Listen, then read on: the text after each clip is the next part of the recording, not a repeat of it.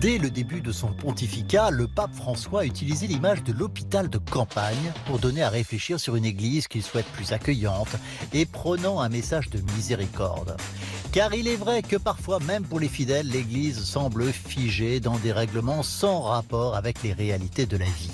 C'est la question notamment pour les divorcés remariés qui ont été jusqu'à très récemment strictement exclus des sacrements de communion, de réconciliation, de l'onction des malades ou interdits de participation à certains services de la vie paroissiale.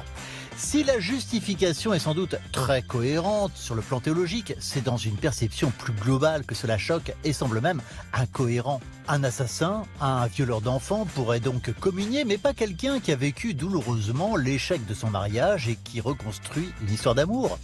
Où est l'Église dans cette histoire? Où est la relation au Christ dans la souffrance endurée et dans cet amour qu'il vit?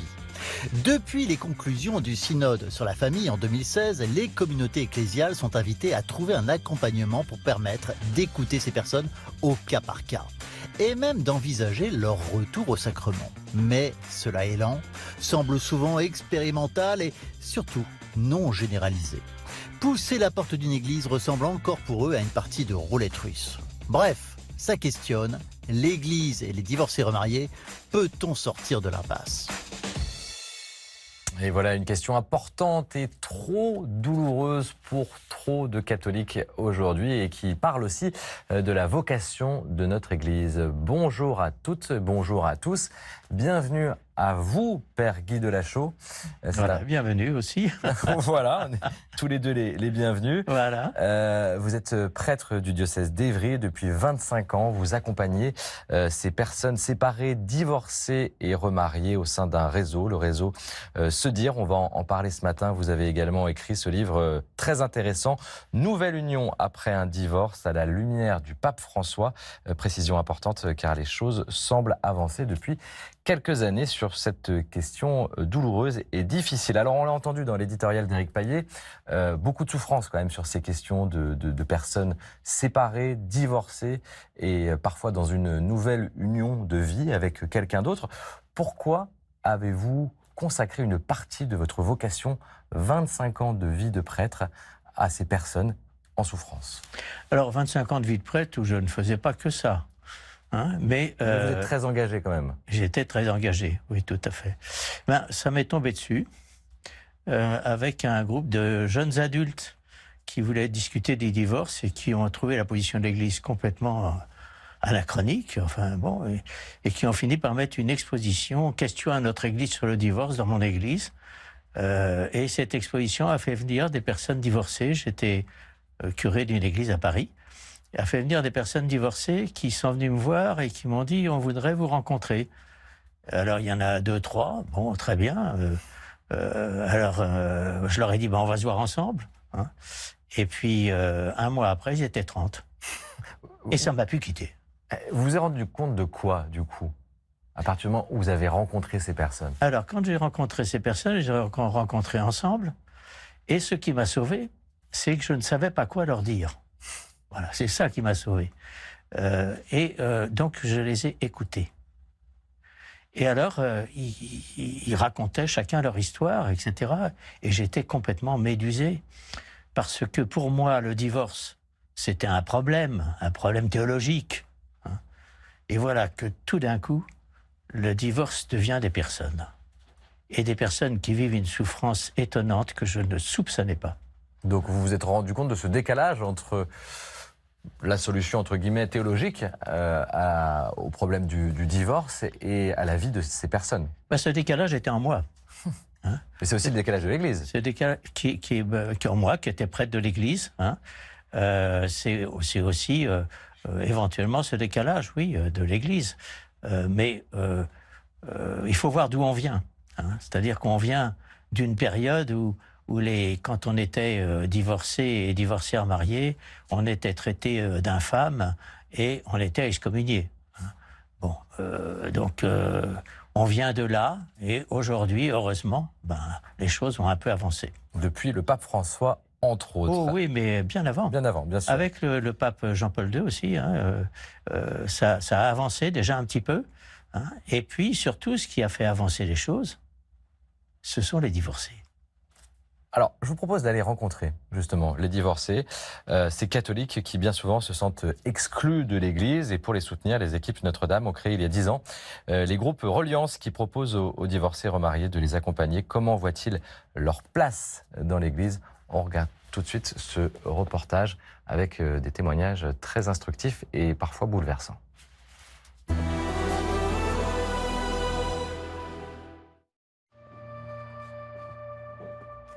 Au nom du Père, du Fils et du Saint-Esprit.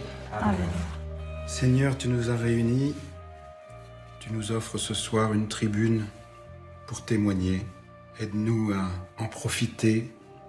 Amen. Moi, j'ai l'impression que les divorcés en nouvelle union, je dirais pas ils s'auto-excluent, mais ils se tiennent quand même un peu à l'écart. Ils se disent bon, voilà. Tant que je restais toute seule avec mes 2 filles dans mon coin, j'avais droit à tout. Et le jour où en fait, je décide de revivre avec quelqu'un, eh ben non. Comme c'était une toute petite paroisse que tout se sait, donc il y a la peur du scandale. J'ai entendu des témoignages de couples qui m'ont extrêmement choquée en fait.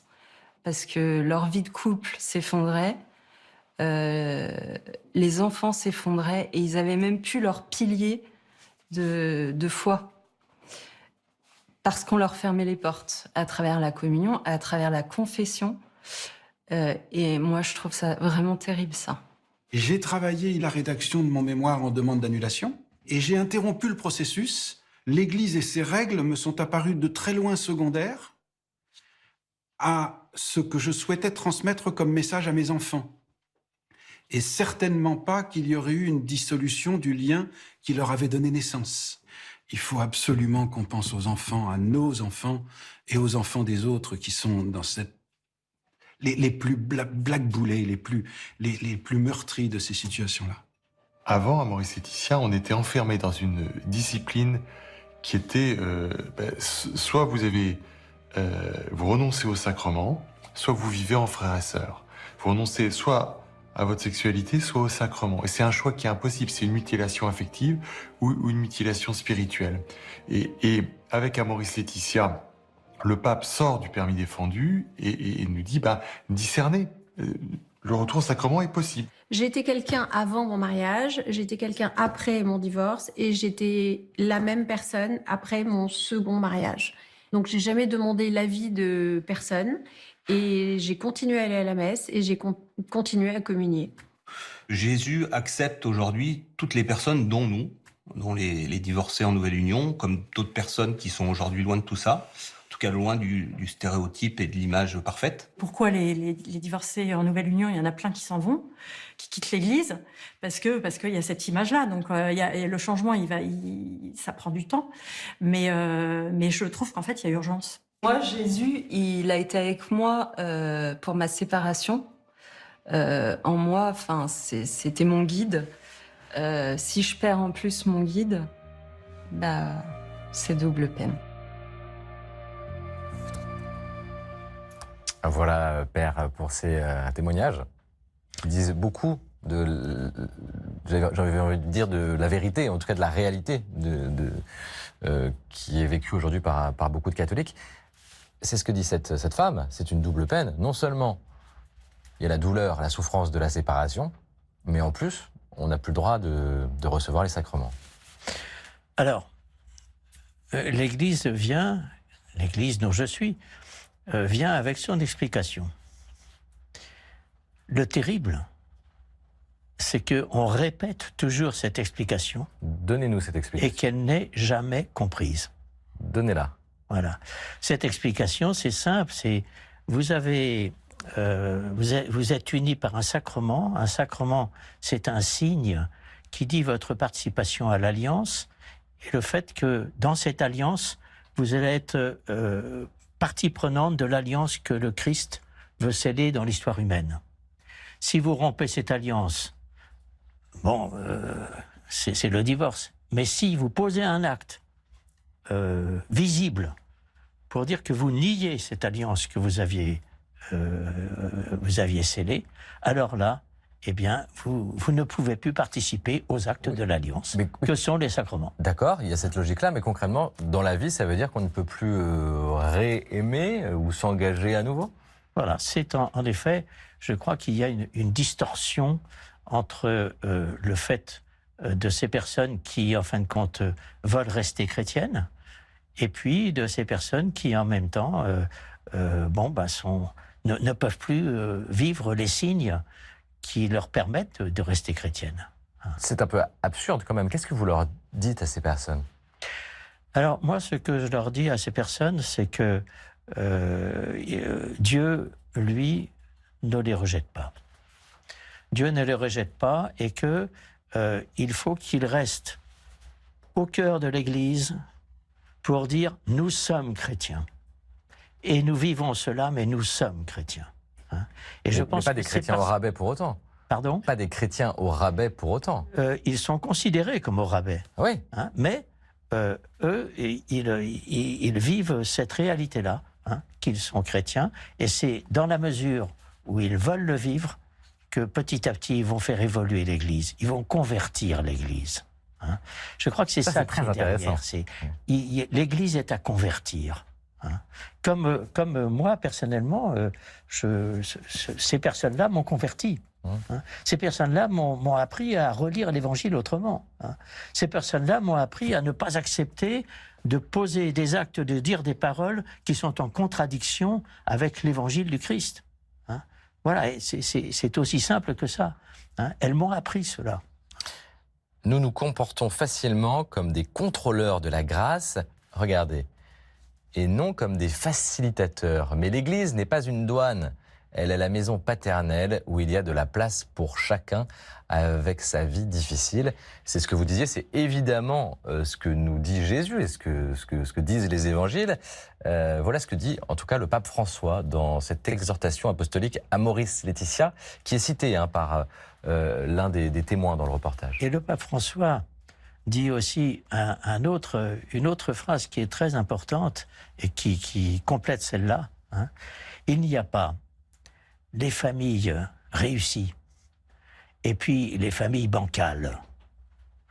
Il n'y a que des gens qui sont en chemin et l'essentiel, c'est que ce chemin, pour chacun, soit un chemin de croissance. Voilà. Je crois que c'est ça que j'ai essayé de vivre et que j'ai essayé de faire. C'est que le chemin de ces personnes devienne un chemin de croissance. C'est-à-dire que ces personnes puissent grandir dans cette réalité-là qu'ils sont en train de vivre, hein, et à travers laquelle ils ont à essayer de discerner, au fond, mais à quoi Dieu m'appelle aujourd'hui? À quoi m'appelle-t-il? Hein? Et c'est à ce discernement que le pape François les appelle. Donc, ce qui veut dire qu'un jour, elles pourront peut-être se remarier sans que ça pose de problème? Ce qui veut dire que... alors, personnellement, je ne suis pas... je ne vois pas l'avenir, je ne sais pas. Mais ce que je sais, c'est que quand on vit avec elles un temps de prière à l'occasion de leur nouvelle union, eh bien, il y a là signifié cette présence de Dieu à leur côté, hein, et qui les exhorte à continuer à vivre et à vivre de cet amour de Dieu, hein, dans leur vie de tous les jours. La situation a évolué aussi en France selon les paroisses, selon les communautés religieuses. La situation est très différente, qu'on soit dans une paroisse ou dans une autre. La révolution que le pape François voudrait voir vivre dans l'Église, hein, est une révolution extraordinaire. C'est-à-dire qu'il dit « La loi n'est pas faite pour condamner. La loi, elle est faite pour indiquer un chemin. » Et pour indiquer un chemin qui permette à la personne de percevoir et de discerner quel est l'appel de Dieu dans sa vie. Hein. Et si on fait de la loi une norme intangible, alors elle n'est plus un chemin, elle est une condamnation. Voilà. Et je crois qu'il nous invite à vivre cette révolution intérieure. C'est que ce qui est premier, hein, c'est que il y a Dieu qui nous aime d'un amour passionnel, passionné, hein, qui a une compassion, hein, extraordinaire, et que ce Dieu qui nous aime de façon passionnée nous invite nous-mêmes à être habités par cet amour. Et c'est ça qui est l'essentiel. Et ces situations appellent l'Église aussi à peut-être sa première vocation d'accueil, d'amour. Voilà, tout le monde est invité à la table du Seigneur. C'est ce que j'espère. l'Église essaye de faire partout. Mais on essaye de le faire avec nos limites, nos fragilités. Il y en a, je pense, qui ont peur, s'ils cèdent devant les personnes divorcées et remariées, s'ils leur donnent Ils ont peur de quoi? Ils ont peur qu'on brade l'essentiel. Ouais, c'est ça. Hein, qu'on brade l'indissolubilité du mariage, qu'on brade cet appel de Dieu à faire que l'union entre l'homme et la femme devienne quelque chose d'essentiel dans la vie de quelqu'un, dans la vie d'une famille, dans la vie d'un couple, et devienne quelque chose d'essentiel, et même une pierre pour le salut du monde. Hein. Voilà. Je crois que c'est... Et je pense qu'il y en a qui ont peur qu'on brade tout ça. Et d'une certaine façon, je les comprends. Personnellement, c'est en suivant ces personnes que j'ai osé. Hein. Mais en même temps, je dis bien osé. Hein. Parce qu'au fond de moi-même, il y avait aussi ce décalage. Oui, ce décalage. Voilà, c'est... Hein, oui. Je vous propose, et Guy, maintenant de partir à Bron, dans le Rhône, à la rencontre d'un couple marié. L'un et l'autre n'ont jamais divorcé, et pourtant ils se sentent concernés par la situation de ces catholiques dont on parle depuis le début de l'émission, divorcés et engagés dans une nouvelle union. Ils ont cofondé l'association Se Dire à Lyon. Vous les connaissez. Ils accompagnent ces couples vers un retour au sacrement. On regarde leur témoignage. C'est bouleversant également.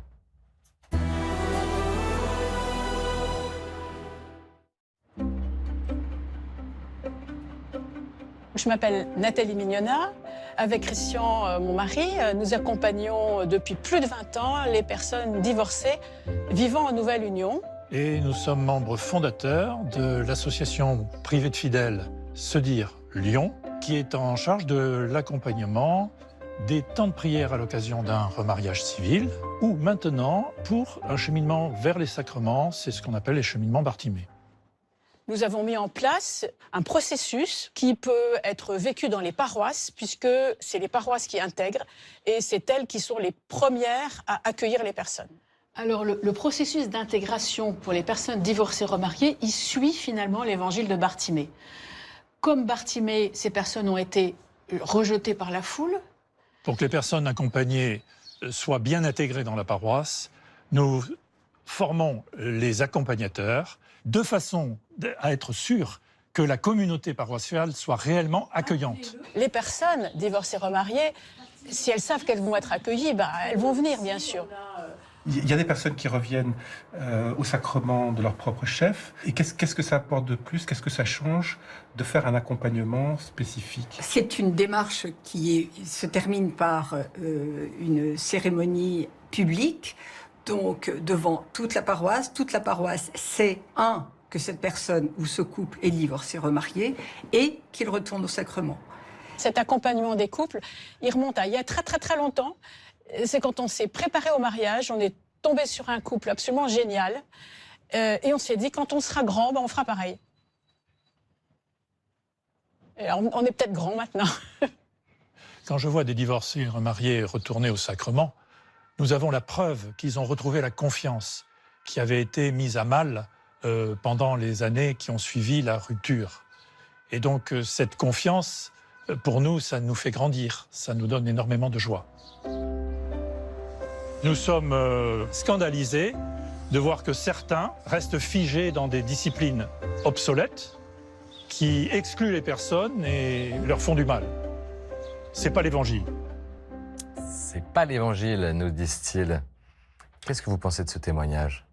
Ils sont concernés par ces questions-là, alors qu'ils ne vivent pas cette situation. Oui, mais parce qu'ils ont rencontré des personnes vivant cette situation. Et que ces personnes vivant cette situation leur ont petit à petit, les ont petit à petit façonnés intérieurement pour se convertir eux-mêmes. Moi, je me souviens d'un couple sur la dernière paroisse où j'ai été, qui m'a demandé de fêter ses 25 ans de mariage. Alors je leur ai dit oui, pourquoi pas, au cours d'une messe dominicale. Oui, très bien. Alors je vais chez eux pour préparer, et je leur dis, mais je voudrais vous poser une question, pourquoi vous communiez pas? Et ils m'ont répondu, mais parce que Jean-Luc est est divorcé. Et donc on est mariés, mais on ne peut pas communier. Et ça fait 25 ans qu'on est comme ça. Waouh. Je leur ai dit, écoutez, avant de savoir si vous allez participer à la messe, je vais vous donner les 6 critères que Monseigneur Thomas et que le pape François ensuite a repris pour essayer de voir sur quel chemin vous êtes et pour essayer de discerner à quoi Dieu vous appelle et est-ce qu'il vous appelle à vous approcher à nouveau de l'Eucharistie. Alors je leur ai donné ça, on s'est revus, ils m'ont dit, ces 6 critères, on les vit. J'ai dit, alors, tirez-en les conclusions. Oui, on veut bien à nouveau nous approcher de la communion. Et le jour de leurs 25 ans de mariage, ils ont été à la messe, donc à la messe dominicale. On a fait un petit quelque chose autour d'eux. Et à la fin, j'ai pris la parole. Et j'ai dit, écoutez, vous avez vu, Virginie et Jean-Luc ont communié. S'ils ne communiaient pas, c'est parce que Jean-Luc est divorcé. Je vous demande de les respecter. Ils ont discerné en vérité devant Dieu. Et c'est après ce discernement qu'ils ont décidé à nouveau de s'approcher de l'Eucharistie. Eh bien, je peux vous dire que cela a marqué la communauté, toute la communauté, tous ceux qui étaient là. Et vous n'avez pas eu de remarques négatives? Et je n'ai pas eu de remarques négatives. Et c'était quelque chose de très beau. C'est un petit peu ça que nous présentent les mignonats, là. Que vous connaissez. C'est un petit peu ça. Et ça, c'est des positions qui sont reportées par de plus en plus de chrétiens, notamment dans le document préparatoire du dernier synode sur la synodalité. Mais les catholiques, en France, aujourd'hui, le disent, c'est archaïque, on peut faire évoluer les choses. Ça va quand même dans le bon sens. Alors, je pense que ça va dans le bon sens au niveau des paroles. Au niveau des actes, c'est vrai qu'aujourd'hui, on assiste à un certain raidissement dans un certain nombre de paroisses ou de communautés face à ces questions-là. Qui sont c'est la peur de la citadelle assiégée. Peut-être c'est ça, ou c'est ce désir de coller au mieux à la règle et à la réflexion de l'Église et à ses normes. Mais je pense qu'il y a là quelque chose qui est difficile, mais il nous faut savoir le vivre. Et puis il nous faut savoir le vivre sans juger, car au fond, c'est cela qui est l'essentiel, c'est que on essaye, on arrive, coûte que coûte, à essayer de se comprendre. Et à essayer non pas de se juger, de se lancer des anathèmes, mais de se dire, voyons, ce chemin, quel est le chemin de Jésus? Quel est le chemin du Christ? À quoi il nous appelle aujourd'hui? Et vous qui fréquentez ces personnes divorcées, remariées depuis des dizaines d'années maintenant, Jésus, sur ces situations-là, il vous dit quoi? À vous, Guy? Alors, moi, je me suis donné une ligne de conduite. Comme je n'avais pas de mission officielle, je me suis dit, tant qu'il y a des divorcés qui viennent me voir et qui me demandent, j'y vais. Et pendant 25 ans, ça n'a pas arrêté. Et je me suis dit, c'est l'esprit. C'est l'esprit qui travaille. C'est l'esprit qui... Mais je n'ai pas cherché à les voir, etc. Je n'ai pas cherché. C'était ça que je m'étais donné comme... Et comme je vous l'ai dit tout à l'heure, ça a tellement marqué mon être profond que ma compréhension de l'Évangile en a été transformée. Et qu'il y a là vraiment une profondeur de relation au Christ qui s'est instaurée dans ma vie. Et quels conseils vous pourriez donner à celles et ceux qui nous regardent ce matin et qui sont concernés par ces situations-là et qui en souffrent? Eh bien, le conseil que je peux leur donner, c'est 1. Ne restez pas seul. Ne restez pas seul. Essayez d'en parler, de voir avec d'autres. 2. Le Christ vous aime. Il vous veut autrement. Il ne vous veut pas par terre. Il vous veut debout. Et sa parole, sa présence, à travers la présence des autres, peut vous remettre debout.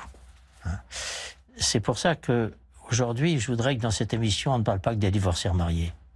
Parce qu'avant d'être divorcé remarié, on est divorcé. Et là, il y a de la souffrance. Oh là là, oui. Bah, c'est bien de le mentionner ce matin, Père Guy de Lachaud. Merci d'avoir été avec nous. À rester encore un petit peu sur ce plateau, car maintenant c'est l'heure de la culture qui est si bien portée, vous le savez, par Constance de Bonaventure. Bonjour. Bonjour David. Bonjour. Bonjour à tous. J'espère que vous allez bien. Je vais bien, merci. Et nous commençons votre chronique par un documentaire. Oui, avec ce très beau titre, Invincible été, qui est tiré d'une citation d'Albert Camus que j'ai très envie de vous lire. Au milieu de l'hiver, j'apprenais enfin qu'il y avait en moi un été invincible. Alors cet été invincible, c'est celui d'Olivier Goy, le héros du documentaire. C'est un père de 2 enfants, entrepreneur à succès. Il est atteint de la maladie de Charcot. C'est une maladie qui paralyse petit à petit toutes les fonctions vitales. Pourtant, Olivier Goy a décidé de savourer les quelques moments qui lui restent à vivre. Je vous propose de regarder tout de suite cet extrait de la bande-annonce. 1500 cas par an en France. On n'en connaît pas les causes. L'espérance de vie moyenne, c'est 3 ans. On sait tous qu'on va mourir. Mais à partir du moment où les gens savent de quoi, à peu près quand, eh ben, la vie n'est plus du tout la même. Il y a comme tout à coup un condensé de vie qui nous est donné.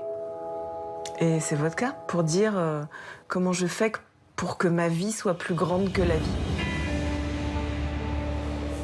Alors ce film nous plonge dans le quotidien d'Olivier Goy où on suit évidemment l'évolution de sa maladie, mais aussi et surtout dans ce combat qu'il va mener pour rendre sa vie intense et aussi pour apprivoiser la mort.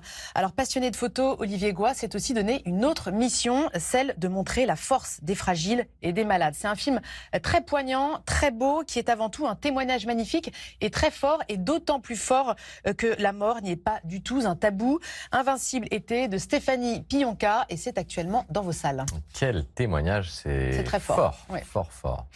On passe complètement à autre chose et on change de décor. On va à Beaune, dans ces magnifiques hospices, avec une belle expo photo. Tout à fait. Alors l'expo s'appelle Seule étoile, l'élan d'une vocation. C'est un travail photographique qui a été réalisé par le photographe donc Guillaume Nedelec. Il a photographié entre 2019 et 2022 les sœurs hospitalières de l'Hôtel Dieu. C'est une communauté qui a vu le jour au XVe siècle et qui n'a jamais cessé de remplir sa mission, qui est de soigner les malades. Alors aujourd'hui, ces sœurs, elles ne sont plus que 4. Aucune nouvelle sœur n'a rejoint la communauté depuis les années 70. Malheureusement, on imagine que la congrégation va s'éteindre. Et c'est donc un hommage que le photographe a voulu leur rendre ici, un hommage à leur engagement, à leur chemin de vie, à travers des très beaux portraits, mais aussi des natures mortes, et puis un diaporama sonore qui est très bien fait, qui est très riche, avec beaucoup d'interviews et d'archives. C'est donc des photos qui sont très belles, très douces, et dont se dégage, je trouve, beaucoup de nostalgie. Seule étoile, l'élan d'une vocation. L'exposition vient tout juste d'ouvrir ses portes aux Hospices de Beaune, donc, et elle se terminera le 30 septembre prochain. Je vous signale également la sortie du livre de l'expo qui est édité aux éditions Imogène.